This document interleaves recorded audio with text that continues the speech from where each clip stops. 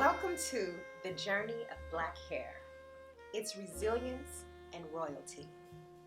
It's the epitome of fly, style, grace, and individuality. Black hair has been admired, feared, appreciated, and appropriated since the beginning of time. As we take you along this journey, it is important that we first reconnect with our roots, Mother Africa. Identity was closely connected to their hair. The tribe you came from, your social status, class, religion, and even fertility could all be translated from the way you wore your hair.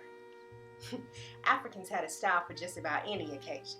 Whether you are a warrior, rocking braids or dreadlocks as you prepare for war, or use adornments symbolizing royalty, or a woman with a shaved head mourning the loss of a loved one, or your hair symbolizes earth and blood, as the red clay used to cover the braids for the women of the Himba tribe.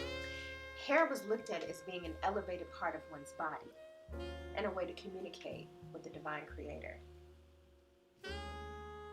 Since the beginning of civilization, dreadlocks could be found in the tombs worn by mummies in ancient Kemet.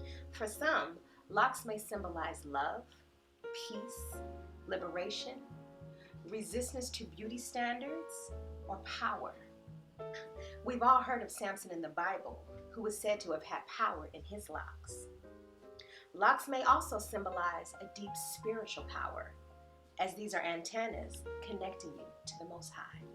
Locks can be seen migrating across the continents of Africa and throughout the world, from the Maasai warriors to the natty dread free-form lock-rocking Rastafarians, to the shamans in India and in Greek mythology. Everywhere you go, you can find people rocking locks with pride for our culture.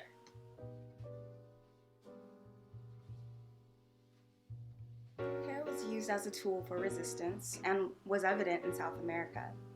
Enslaved Africans used cornrows to transfer and create maps to escape plantations and their captors.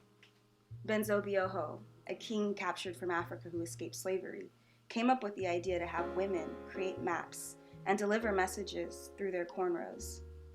Can you imagine an entire map hidden within a hairstyle? So not only were messages hidden in our music, we were able to walk around in plain sight translating messages in a language all our own. How genius is that?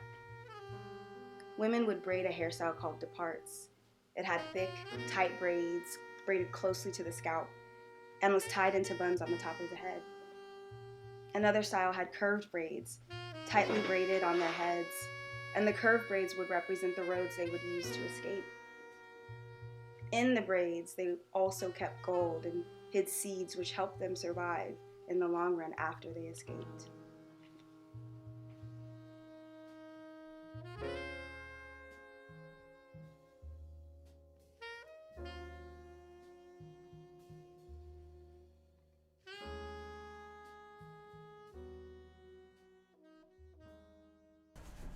Have you heard of the Kenyon Law? In 1786, it became illegal for women of African descent to show their hair in public. That's because their wavy, curly, kinky hair was adorned with jewels and beads and ribbons.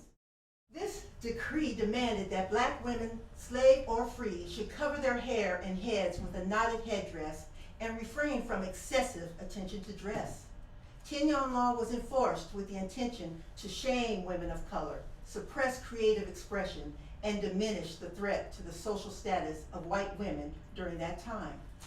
But instead of being considered a badge of dishonor, the Kenyon became a fashion statement. The bright reds, blues, and yellows of the scarves and various wrapping techniques employed by the wearer are said to have only enhanced the beauty of the black woman. The slave trade was abolished in 1865. This era saw a rise of many African American entrepreneurs like Madam C.J. Walker, who after experiencing the devastation of scalp disease lost most of their hair. This pushed her to research care products and gave birth to her first and most famous product, Madam C.J. Walker's Wonderful Hair Grower and Shampoo. Its ingredients were some of what we hold very near and dear to our hearts: shea butter, Jamaican black castor oil, and coconut oil. In the course of her research, she was able to come up with different hair products specifically for black hair and open up nationwide stores with black women as sales agents. She was so successful that she became one of the few self-made African American millionaires.